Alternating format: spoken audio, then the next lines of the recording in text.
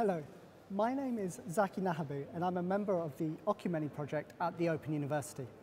I'm here with Sukanya Banerjee, Associate Professor in the Department of English at Wisconsin-Milwaukee.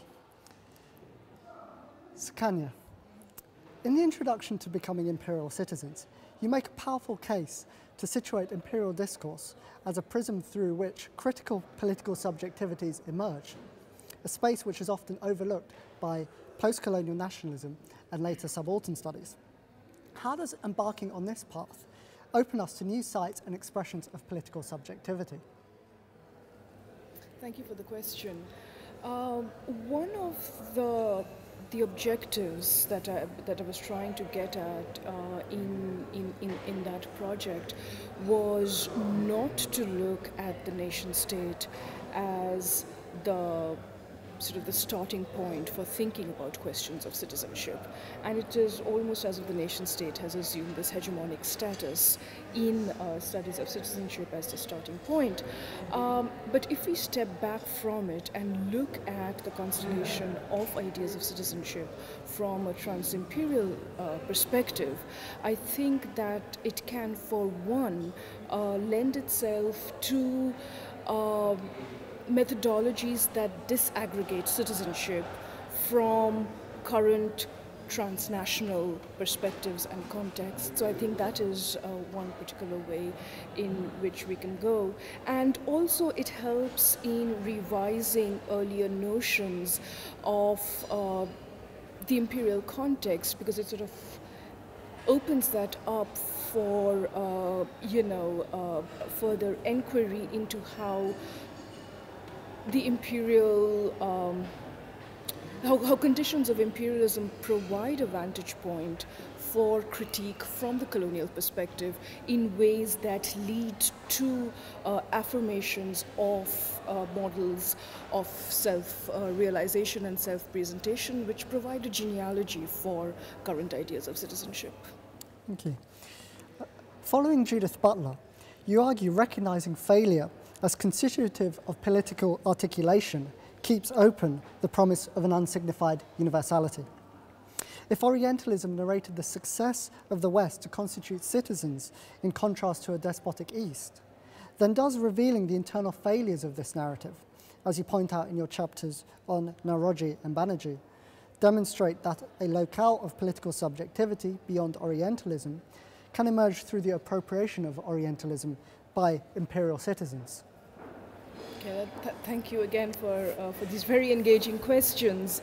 I think if we look at the failure of Orientalism as such, as a representational mode, it is of course a necessary failure, right?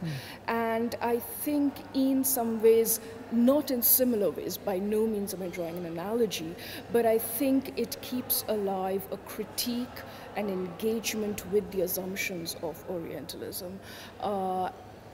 If we take imperial citizenship, which is what I talk about in the book, which it was a failed endeavor in many ways.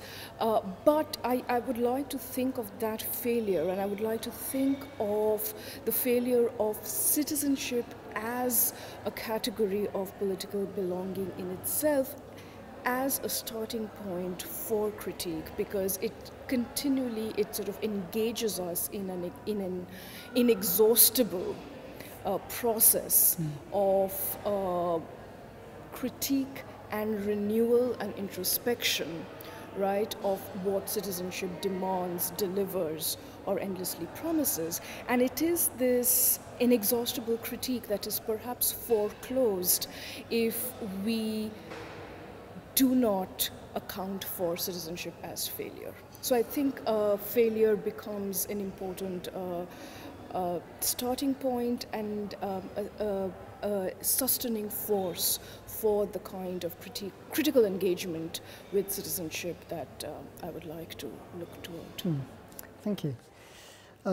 Your account of Dadabai Naroji, the first non-white MP, shows how the application of Gothic literary tropes, such as the vampiric bleeding of India, and the appropriation of a paternalistic Orientalism, function to critique imperialism.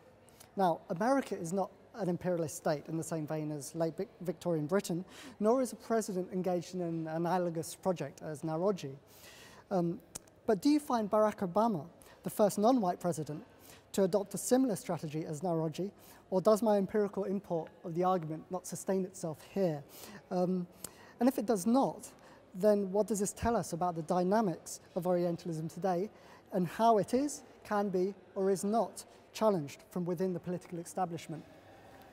Well, this is a really timely question, coming as it does just less than a week after the US elections. And no, by no means can we draw a straight line between Nahaboo and Obama. But I do think Nahaboo's election campaign and his eventual success at the polls provides some kind of a precedent, theoretically, conceptually, thematically, for Obama. And I think especially the racial signifiers of Nahaboo's campaign provide an interesting framework through which to look at Obama's campaigns, especially his 2008 campaigns, where with Nahaboo, I think, he became sort of the site upon which multiple inscriptions, a site of multiple inscriptions as a racialized figure. And I think in some ways the Obama election campaign of 2008 reminded me of that kind of multiplicity of inscriptions that were assigned to him. In a way, it spoke to multiple constituencies simply because of what was perceived as his racial identity, because race, as we know, is a highly porous, malleable category, and in so doing, it can be stretched to accommodate a set of concerns that otherwise do not find sort of a nesting place in more defined identity categories. So just to, this is kind of a very rough analogy, but I do think the way in which race plays a role in both their campaigns was, to me, there was certainly a moment of connect. Okay, thank you, Sukanya.